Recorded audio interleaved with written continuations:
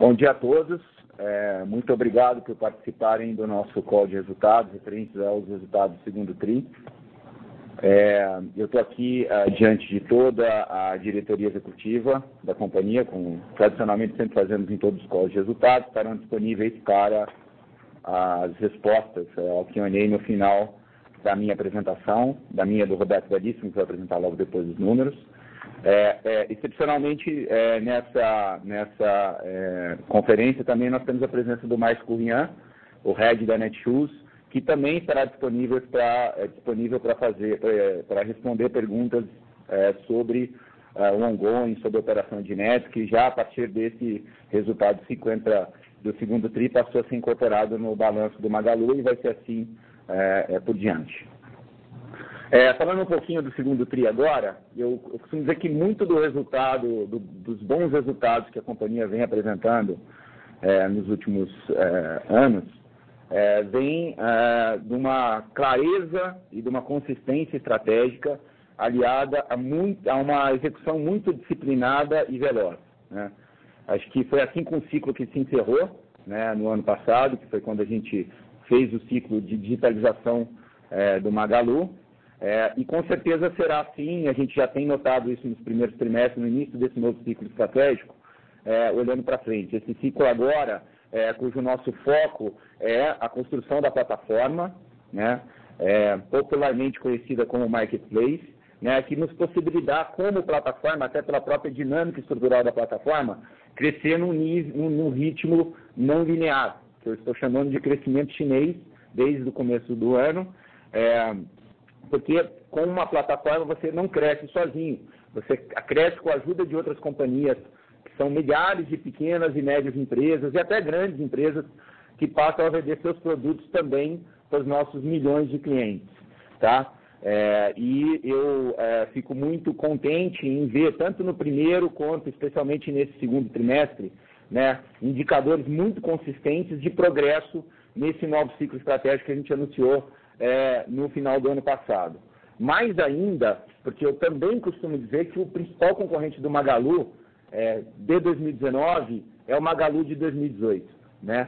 A nossa base de comparação do ano passado era extremamente forte. Acho que nenhuma empresa do varejo brasileiro tem uma base de comparação tão forte quanto o Magalu de 2018, especialmente o segundo TRI de 2018, que a gente teve talvez um dos melhores TRIs da nossa história, que foi o TRI da Copa do Mundo, com a campanha que a gente teve um sucesso absoluto, foi a Saisica, no qual a gente vendeu no primeiro semestre quase tudo concentrado no segundo TRI, 1 milhão de telas de TV, tivemos mais de 20% de share de TV nessa época. Então, realmente era um desafio muito grande crescer em ritmo chinês em cima de uma base de comparação tão forte quanto a do segundo TRI de 2018.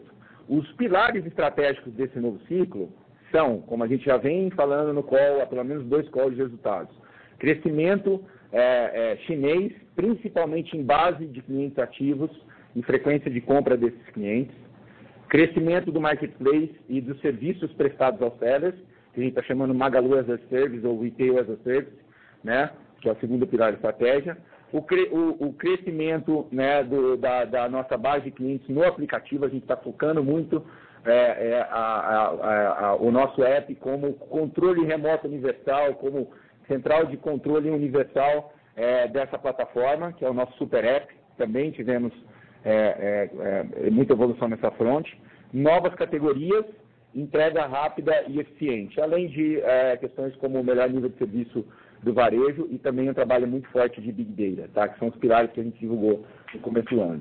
Nesse trimestre, a gente entregou em todas as frentes, tá? Eu vou estar falando um pouco na nossa apresentação, um pouco de números, para simbolizar, né, essa entrega, para tangibilizar essa entrega, mas eu queria destacar, acho que 2 pontos muito relevantes dessa entrega, que é o Marketplace, né? O segundo pilar da nossa estratégia, que eu costumo chamar de plataforma, porque acho que é muito mais do que simplesmente abrir o canal para seller, é realmente você pegar toda a sua infraestrutura e prestar como serviço as a service para o seller. Isso acho que é uma construção que vai ser de longo prazo. Nós tivemos entregas muito significativas, mas que começa com crescimento de número de sellers e de faturamento, coisa que a gente entregou de uma maneira brilhante nesse segundo TRI, até acima da nossa própria expectativa interna.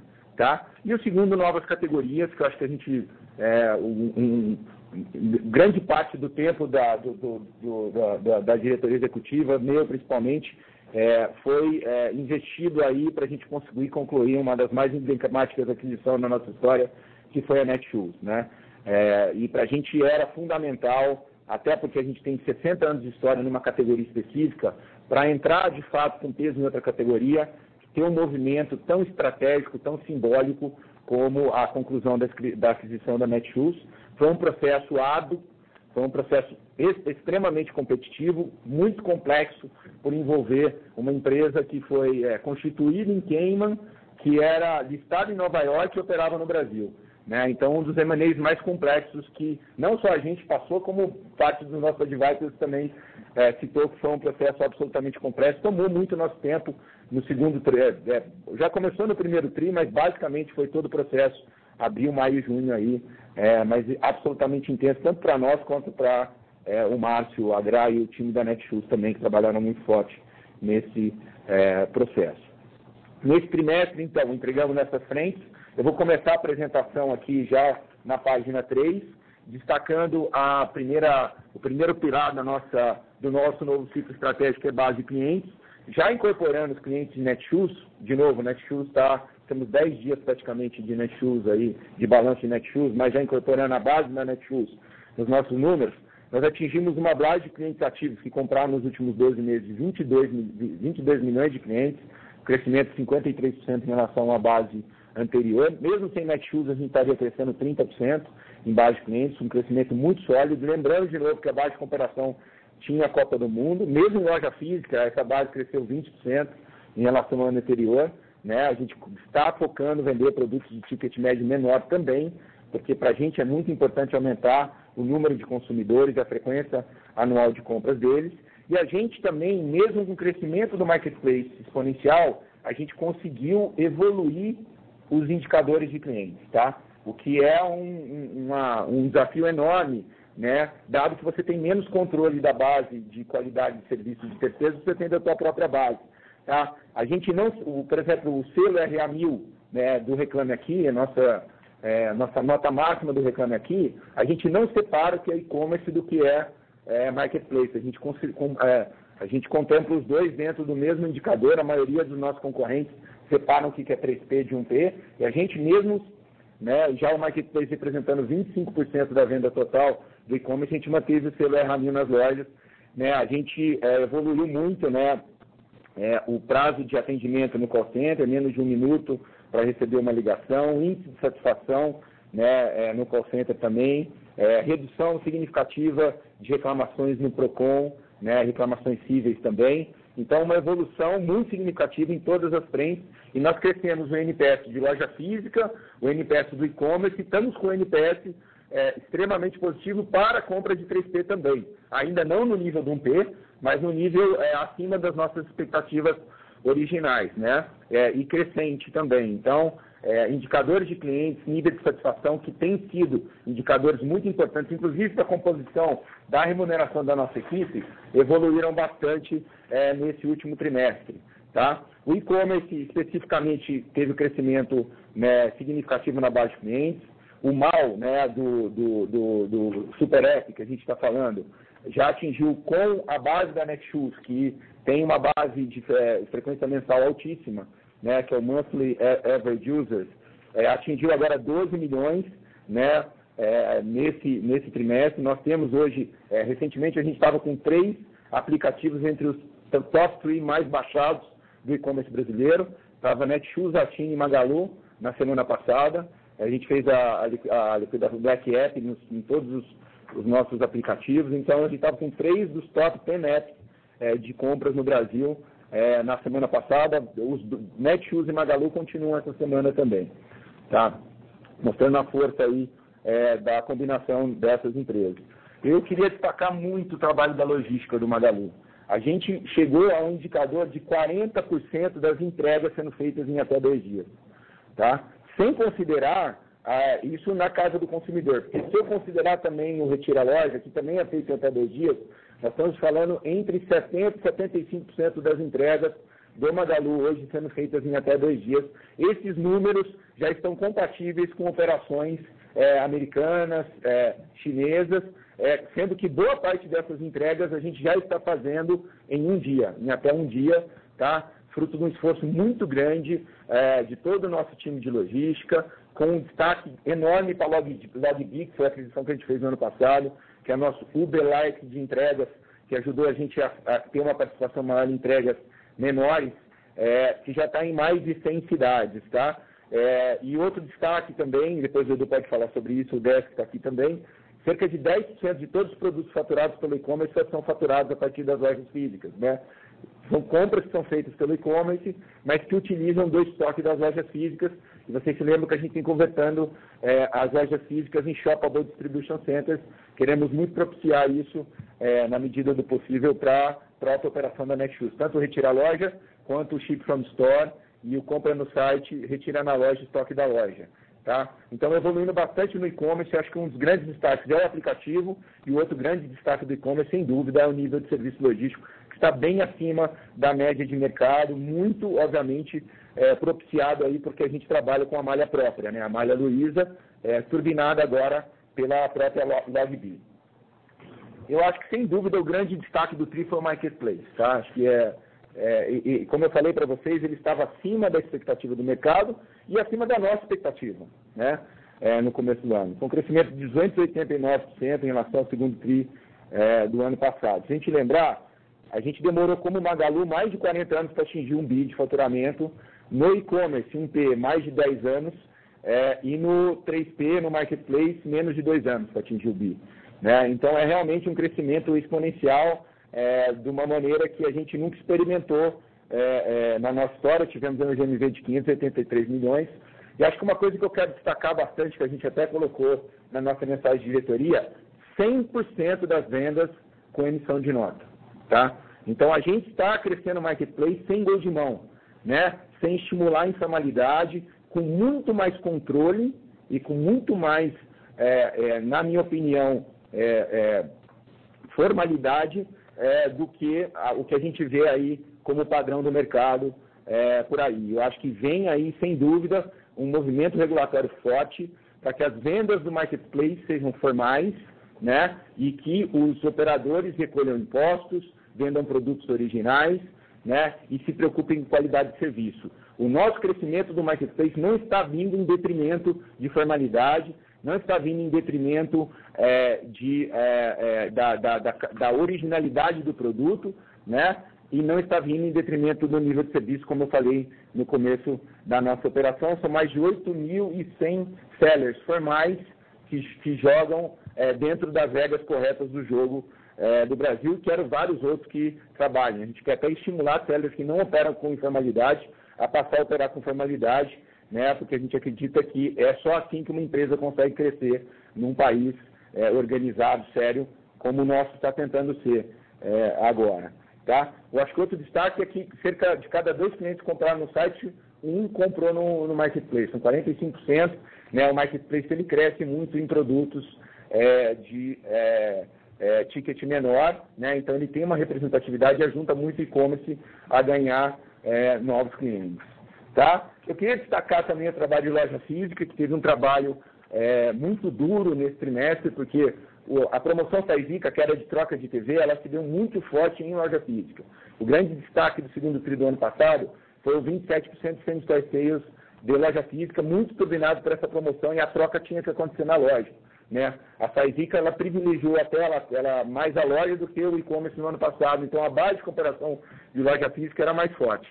Se a gente excluir a linha de imagem, a gente publicou esse número também na mensagem da diretoria, mesmo assim a gente conseguiu crescer praticamente duplo dígito, em torno de 10%, 9%, 10% nesse trimestre, excluindo só uma categoria que é de imagem, todas as outras categorias cresceram. A gente já está vendo a loja física com uma base ainda forte, mas obviamente sem Copa, agora no terceiro tri, então já estamos num nível mais parecido com os outros tris agora em julho e agosto, tá? A gente espera publicar esses números aí no final desse terceiro tri, mas foi um trabalho muito bom, a gente conseguiu crescer 20% a base ativa de clientes, E eu queria destacar também a qualidade e as vendas acima das expectativas das lojas novas que foram abertas, tá? No ano passado. São Goiás, as lojas do Maranhão e todas as lojas que a gente abriu nos estados atuais. E tem tido um sucesso muito grande, né? E uma venda acima da previsão para essas lojas que foram abertas nos últimos 12 meses, tá? Então, realmente, é um trabalho muito bem feito, estamos tendo muito sucesso nesses novos mercados. Estamos aí para entrar no mercado do Pará também, como já foi anunciado na imprensa, né? E muito animados com a perspectiva desse estado. Também tem outros estados como Mato Grosso, né? E próprio Brasília, que são estados que a gente deve abrir até o final do ano também. Então, estamos muito animados com a expansão da base física, né? E também com as reformas que estão sendo feitas, né? Para transformar lojas em mini CDs. A gente lançou uma campanha, eu acredito tão forte quanto a Saisica, que é a Smartphoniza Brasil, de troca de celulares, que a gente chega a dar até R$ 2.500 na troca por um telefone, um aparelho novo, premium, na troca por um aparelho antigo. Essa campanha a gente lançou no final de maio, então no segundo TRI ela só pegou um mês. No terceiro TRI agora ela vai realmente ter praticamente os 3 meses como base de comparação.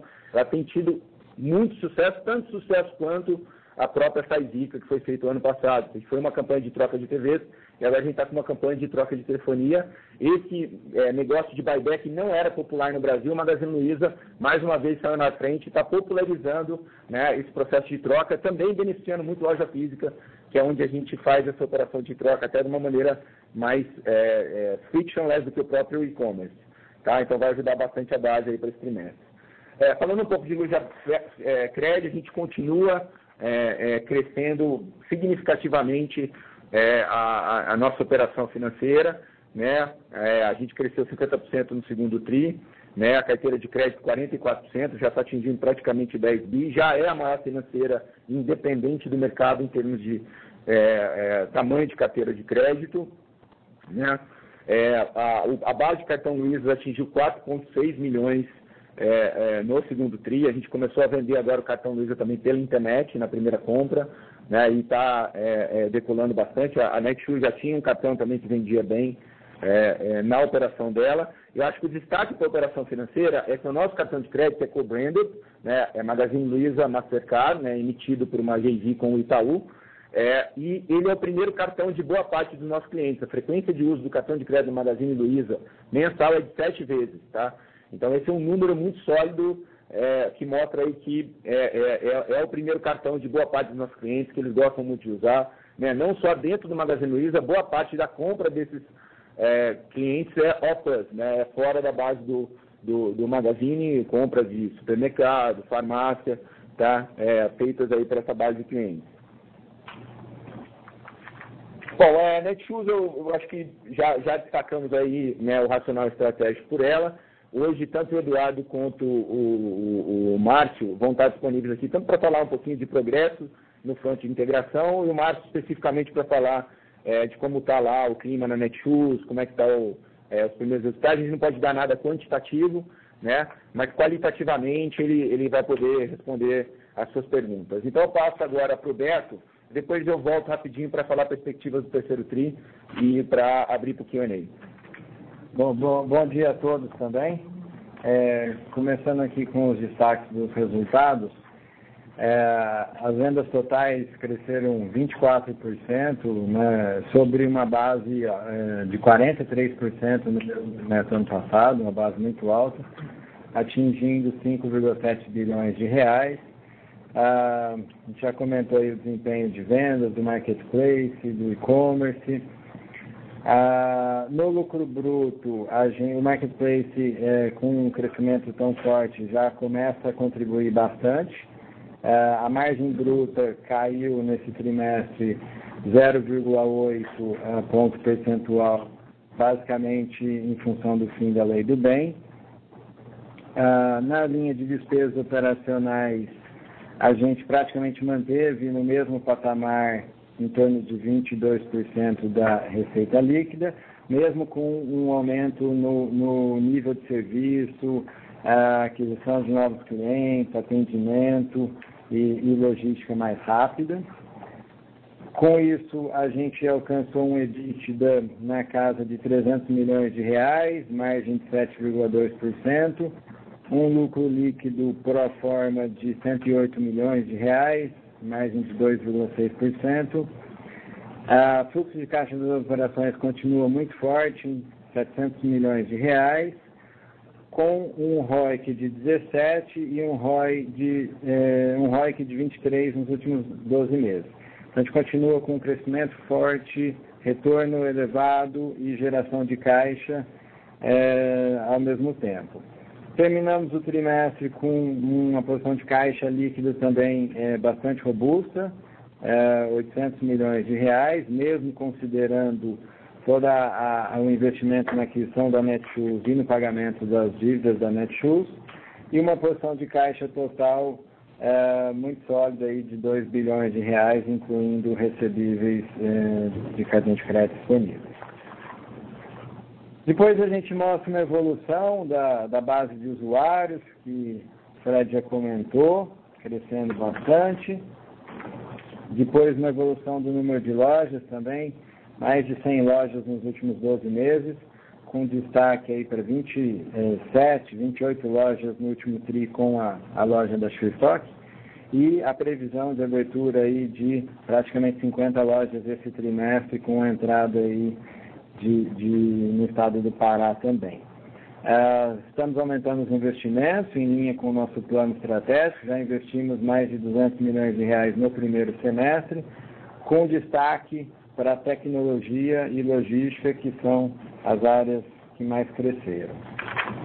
Depois a gente mostra o desempenho de vendas, novamente, crescimento acumulado no semestre da ordem de 26%, versus o mercado, segundo o IBGE, de apenas 3%, então foi um ganho de market share altíssimo. No e-commerce, a gente cresceu 56% no trimestre versus o mercado, segundo o IBIT, de 11%, então muito acima do mercado. E aqui com destaque para o Marketplace, que chegou também a 1 bilhão de reais já no primeiro semestre desse ano, e o e-commerce total a quase 5 bilhões no primeiro semestre, ainda com poucos dias da Netshoes, né? Depois a gente mostra um pouco a evolução das despesas. Então, elas passaram de 21,7% para 22%, uma variação pequena e totalmente em linha com a estratégia de aumento do nível de serviço, atendimento, cartão Luiza, app e foco no cliente. A linha de equivalência passou de 10 milhões para menos 3 milhões, basicamente em função da Luiza Cred. A gente comenta um pouco mais adiante, muito em função do IFRS 9. Em BR Gap, né, de acordo com o Bacen, a Luiza Cred teve um resultado muito bom, de novamente 35 milhões de reais no trimestre. Depois, uma evolução do EBITDA, então a margem saiu de 8,5% para 7,2%. Com os efeitos não recorrentes e o IFRS 16 foram positivos, a margem EBITDA total foi de 8,8%. Falando depois de resultado financeiro, a despesa financeira líquida passou de 2% para 2,3%, basicamente em função do crescimento das vendas via cartão Luiza, né, que está em linha com essa estratégia de crescimento da Luiza Cred. O capital de giro continua com uma performance muito boa, no trimestre aqui continua negativo em 600 milhões de reais, giro de estoques muito equilibrado, em torno de 72 dias de giro de estoque, muito parecido com o mesmo trimestre do ano passado, e prazo médio de compras em torno de 92 dias, também muito parecido com o mesmo trimestre do ano passado. Aqui em cima, a posição de caixa líquida, então, essa variação é totalmente relacionada, como eu falei, à aquisição da Netshoes. Depois a gente mostra ali uma abertura mais detalhada do fluxo de caixa. E da posição de caixa total, de novo, mantivemos aí praticamente 1,9 bi, quase 2 bilhões de caixa total, né, com a geração de caixa e todos esses investimentos que a gente mencionou, incluindo a aquisição da Softbox no final do ano passado e da Netshoes esse trimestre. Com isso, a gente teve um lucro líquido de 251 milhões pro forma no semestre, 108 milhões no trimestre. Considerando o resultado da Luizacred em BRGAAP, seria 130 milhões, o lucro do Magazine Luiza pro forma no trimestre. E falando um pouco mais sobre a Luizacred, ela continua crescendo bastante, então, chegamos a 4,6 milhões de cartões, quase 600 mil downloads do aplicativo. O gasto chegou a 6.400 bi, principalmente nos cartões Luiza, crescendo bastante, crescendo mais de 30%. Com isso, a receita líquida da Luizacred tem crescido muito. Nesse trimestre, a gente teve a maior taxa de crescimento da receita líquida dos últimos 5 anos, cresceu mais de 50% sobre o ano passado. E também, em função disso, o índice de eficiência da Luizacred tem melhorado muito. Ele passou de 46% para 40% nesse trimestre, um dos menores níveis de despesas operacionais também dos últimos anos, e com uma tendência de queda junto com o crescimento do nosso faturamento. Por fim, falando um pouco mais sobre a Luizacred, a gente mostra uma evolução da carteira. O índice de atraso aqui, acima de 90 dias, voltou para o nível de 2 anos atrás, basicamente por causa que hoje a gente tem muito mais clientes novos do que 2 anos atrás ou do que 1 ano atrás. E como vocês sabem, o cliente novo tem uma inadimplência um pouco maior, em torno de 10%, comparado com uma inadimplência do cliente antigo, que é em torno de 7%. E hoje a carteira tem muito mais clientes novos do que 2 anos atrás. Mas a inadimplência por safra, por mês, né, de originação, continua de uma forma muito consistente e com uma perspectiva muito rentável, na medida em que esses clientes ficam também mais maduros, né? E a inadimplência de curto prazo, bastante baixa, em 3,2%, também muito controlada, o índice de cobertura também bastante elevado, 168% da carteira.